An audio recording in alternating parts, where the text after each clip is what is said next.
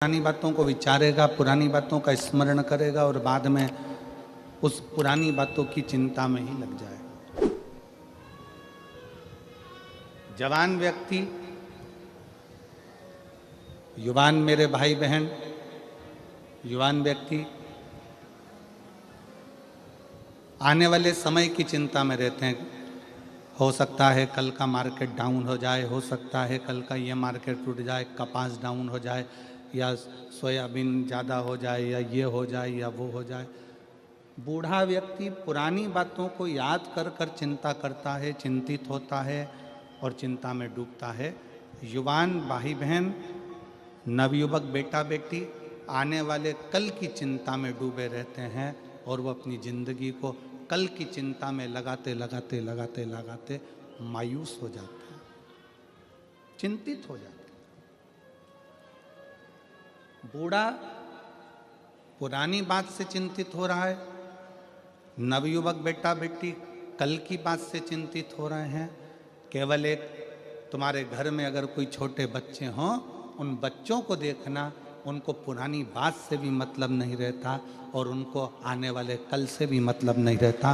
वो अपनी मस्ती में जीते।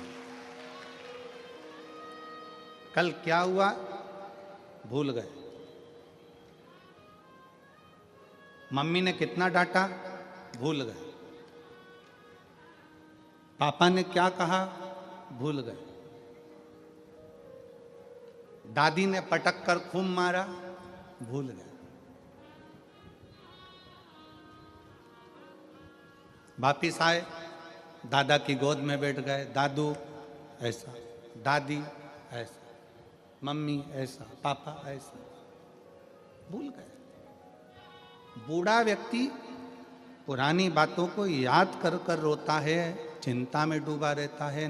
जवान व्यक्ति कल की चिंता में डूबा रहता है और बचपना बच्चा कोई चिंता नहीं करता। उसको मालूम है कि मेरे दादा दादी, मेरे माँ बाप बैठे हैं तो मुझे चिंता क्या करना। बस आपको और हमको भी वही जिंदगी जीना है, एक बच्चे जैसी, कि प्रसन्न होकर जियो। और जब भी चिंता लगे तो ये कह दो कि मेरे दादा दादी बैठे हैं, मेरे महादेव, मेरे शंकर बैठे हुए हैं, मेरा शंभु बैठा है।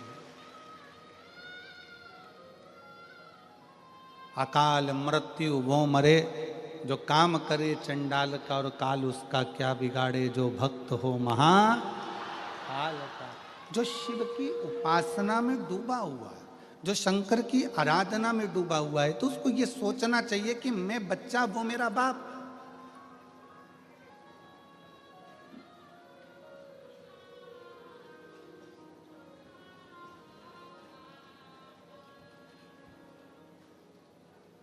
भविष्य पुराण में एक बात लिखी है,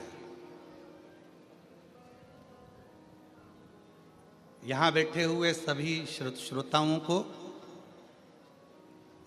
आस्था चैनल के सभी श्रोताओं को, और यूट्यूब फेसबुक पर जो कथा सुन रहे हैं शिव महापुराण की सूरत गुजरात से, उनको भी कहूँगा और आप सबसे कहूँगा, भविष्य पुराण की एक बात अपने अंदर उतार कर रखो।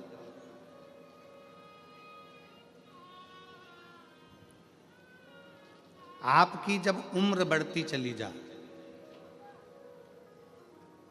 आपकी जब उम्र बढ़े, तो आपके पहचान के जितने बुजुर्ग हैं ना, उनसे मिलना चालू करो। कारण आपकी उम्र बढ़ेगी और आप अपने घर के, परिवार के, मोहल्ले के, सोसाइटी के, नगर के बुजुर्गों से, जिनसे आप पहले मिलते रहे हो, उनसे मिलते रहोगे, तो आप कभी, आपको ये नहीं लगेगा कि मैं बहुत उम्र में बुजुर्ग हो गया हूँ, बड़ा हो गया हूँ। बड़ों के पास बैठोगे तो ऐसा लगेगा अभी भी मैं इनका बच्चा हूँ, अभी भी मैं इनका छोटा बेटा हूँ।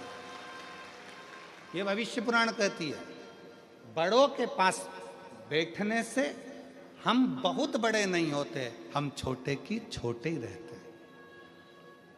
पत्नी के पास बैठोगे तो वो कह देगी तुम्हारी उम्र इतनी हो गई, तुम्हारा बर्थडे ये वाला आ रहा है, तुम्हारा वो जन्मदिन ये वाला आ रहा है। पति के पास बैठोगी तो कह देगा कि तुम्हारा जन्मदिन ये वाला आ रहा है। बहन के पास बैठोगे तो बहन कह देगी तुम्हारा जन्मदिन ये आ रहा है। भाई के पास बैठोगे तो कह देंगे तुम्हारा जन्मदिन ये आ रहा है।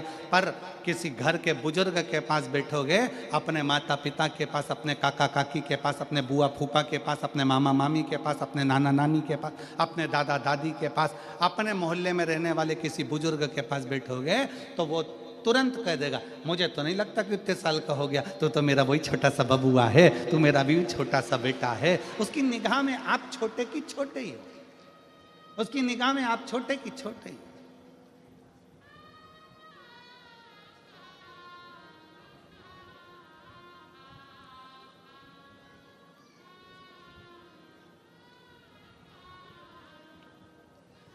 पाटिल जी का कल जन्मदिन था। हो तो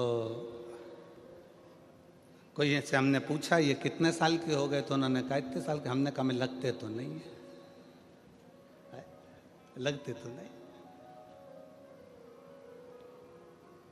किसी बड़ों के पास बैठोगे, भविष्य पुराण कहती है किसी बड़े के पास जाकर बैठोगे तो तुम अपना छोटपन कभी नहीं भूलोगे। और फिर निवेदन है आप 70 साल के हो जाओ, 60 साल के हो जाओ। यहाँ पर कई मेरी बहनें बैठी हुई हैं, कई मेरी जीजियाँ बैठी हैं जिनको 20-20 साल तक औलाद नहीं हुई, और 20 साल तक जब औलाद नहीं हुई तब वो समझने लगी। लोगों ने कहा 20 साल शादी को हो गए बच्चा नहीं है, 27 साल शादी को हो गए संतान नहीं है, 24 साल शादी को हो गए, 10 साल शादी को हो गए, तुझे औलाद नहीं है। उसको ऐसा लगता है कि मेरी इतनी शादी को साल हो गए। तब उस बहन ने शंकर जी के मंदिर में एक लोटा जल चढ़ाना प्रारंभ करा। तब बहन को समझ में आया कि अभी मैं छोटी हूँ, मेरा बाप अभी बैठा हुआ है। तो उसने अपने आप को छोटा समझा, अभी अपने आप को उसने छोटा पाया तो शादी के 27 साल बाद भी, 10 साल बाद भी, 15 साल बाद भी उसके घर में औलाद हुई, क्योंकि उसने अपने आप को छोटा समझा।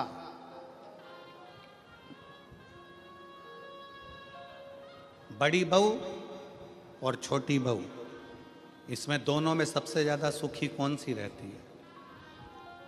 बोलो री जीजियों, बड़ी बहू ज्यादा सुखी है कि छोटी? सबसे ज्यादा सुखी होती है छोटी। क्यों? बड़ी के हाथ से थोड़ी सी भी काम बिगड़ जाए ना तो सास चिल्ला के दौड़ती है, तुझ में तो अकल थी, तू तो बड़ी थी, तू तो समझदार थी। और छोटी के हाथ से अगर कोई काम बिगड़ जाए तो सास कह देती छोटी है रे, अब भी आई है, अभी आई, उसको क्या मालूम, वो तो छोटी है, उसको इतनी अकल थोड़ी ना। तू तो समझदार थी ना, तू तो श्रेष्ठ थी ना। घर को लेकर चलने का किसको कहा जाता है? छोटे को कि बड़े को? बड़े को। बेटा तू घर का समझदार बेटा है, बड़ा बेटा है, तुझे परिवार को लेकर चलना है, तुझे परिवार को ढोकर चलना है, सब कुछ बड़ा झुककर चले, बड़ा नम्रता में चले।